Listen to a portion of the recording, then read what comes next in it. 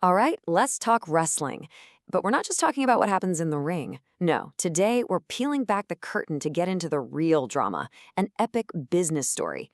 It's all about how a whole bunch of wrestling kingdoms got conquered and rolled into one single massive billion-dollar empire. Yep, we're diving into the secret origin of the WWE. So, today, the WWE is an absolute media juggernaut, right? They are the undisputed king of sports entertainment. But to really get how this empire was built, you've got to understand what it replaced. For decades, North America was this patchwork of wrestling kingdoms, and each one was ruled by its own powerful promoter. And by March 2001, wow, the landscape had totally changed. That was the month Vince McMahon's WWE bought its very last major rival, WCW. Just like that, the wars were over. One company stood completely alone, right on top of a mountain of its defeated competitors. So you gotta ask, how in the world did we get here? How did one family's kind of outlaw promotion end up conquering an entire continent of wrestling kingdoms? Well, the answer is this incredible story of rebellion, of ambition, and a huge, high-stakes power play that really did change the industry forever. To really get the rebellion, first, we have to meet the empire it fought against. And that was the National Wrestling Alliance, or as you know it, the NWA. So before 1948, the wrestling scene in North America was, well, it was pure chaos. I mean, it was a true Wild West. You had dozens of different promoters all running their own little fiefdoms, and every single one of them was claiming to have the real world champion. With no central authority, you can imagine, it was just constant confusion and totally cutthroat competition. The solution to all this chaos finally showed up in 1948. A group of the country's most powerful promoters. They all meet up in Iowa to bring some order to the madness. They formed the National Wrestling Alliance, basically a unified front to control all the bookings, share talent, and, this is the big one, recognize one and only one world heavyweight champion. And in doing that, they created wrestling's first real monopoly. And the NWA board, man, this was a true cabal of kings. These guys were the absolute power brokers of their territories, and together, they controlled pretty much every major market in North America. By joining forces, they made the NWA World Championship the most valuable prize in the entire industry. Period. So the NWA's power, it seemed absolute. But from inside this powerful alliance, the very first seeds of rebellion were already being planted by one very ambitious territory. And that rebellion? It all started in the Northeast. A promoter named Vince McMahon Sr. and his partner Toots Mondt, they ran the Capital Wrestling Corporation, the CWC. They controlled the super lucrative markets of Washington, D.C. and New York, and they had become one of the most successful territories in the entire NWA. Then, on June 30th, 1961, everything changed. Capital's top star, the super charismatic Nature Boy Buddy Rogers, he wins the NWA World title, drawing a massive gate of $125,000. For Vince McMahon Sr., this was a golden opportunity.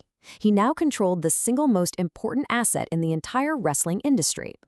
And here is where the trouble starts. See, the NWA had this unwritten rule that the champion had to tour all the territories to boost business for the whole alliance. But McMahon Sr., he had other ideas. He kept his champion, Buddy Rogers, booked almost exclusively in the Northeast, basically hoarding all the profits for himself. So the conflict at its core was actually pretty simple. For the NWA board, the champion was an asset for the collective good, for everybody. But for Vince McMahon Sr.'s CWC, that champion was a private money-making machine. And this fundamental disagreement, well, it was about to tear the wrestling world apart. Yeah, something had to give. The tension between the NWA and its most powerful territory was at a total breaking point. And it finally just exploded on one fateful night in Toronto. You know, the other NWA promoters were furious. They felt like McMahon and the CWC were hoarding the champion and just strangling their business. So the board made a decision. It was time to take the world title away from Buddy Rogers in the Northeast Territory by any means necessary. And to get that job done, they turned to this man, Lou Thesz. Thesz was a legendary grappler, a feared hooker, and that means he was a wrestler with legitimate, dangerous submission skills. He was the NWA's enforcer, and he was sent to get that title back, no matter what it took. So on January 24th, 1963, the NWA made its move. Lou Thesz beat Buddy Rogers in Toronto. But the CWC immediately cried foul. See, most championship matches back then were best 2 out of 3 falls. But this one was suspiciously decided by just a single fall. And that was a detail McMahon would use as his justification for everything that came next.